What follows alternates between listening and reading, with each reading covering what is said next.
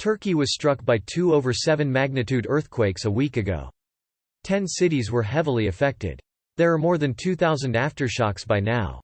Why are there so many? Is it normal? Did it happen before?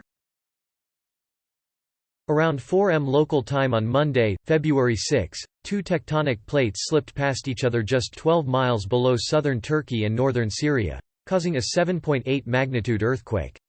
It was the largest earthquake to hit Turkey in over 80 years. Then, just 9 hours later, a second quake, registered at 7.5 magnitude, struck the same region. The Brink, Boston University. This link has the fault line map of Turkey and 2 epicenters, if it helps. Link edit. First of all, thank you for the informative answers, detailed explanations, and supporting links. For the ones who shared their past experiences, I'm so sorry.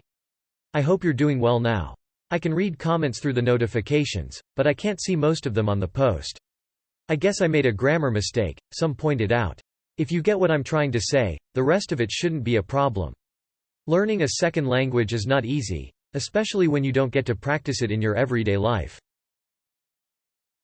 Aftershock sequences are normal and follow a variety of relatively well-established empirical laws, e.g., Bath's law that indicates the largest aftershock tends to be approximately 1 magnitude less than the main shock, and Omori's law that indicates the number of aftershocks decays through time following the main shock. Additionally, in a broad sense, the number of total aftershocks within a sequence scale logarithmically with the magnitude of the main shock, e.g., Resenberg-Jones, 1989. Though the exact nature of the relationship between number of total aftershocks and the rate of decay of those aftershocks with the magnitude will depend on a variety of factors unique to individual sequences, e.g. Dasher-Cousineau et al. 2020. Given the above, while devastating for those on the ground, the number of aftershocks given the size of the 2 events are not really strange or particularly atypical. The only thing that's a little atypical is the MW 7.5 event following so closely in time after the MW 7.8, but even this is not really that out of the ordinary. Rather, the MW 7.5 does not appear to be an aftershock in a formal sense, but rather a statically triggered event, e.g. see this thread for a discussion or this write-up from Temblor on the potential relationship between the MW 7.8 and 7.5.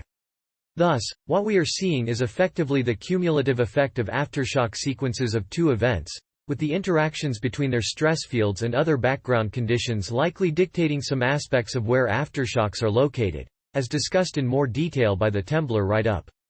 Ultimately, while the human suffering is massive, in terms of the geology, and while there are some unique aspects of the ruptures like there pretty much are for any large, surface rupturing event, there is nothing extraordinary about these events in the sense of them being particularly strange.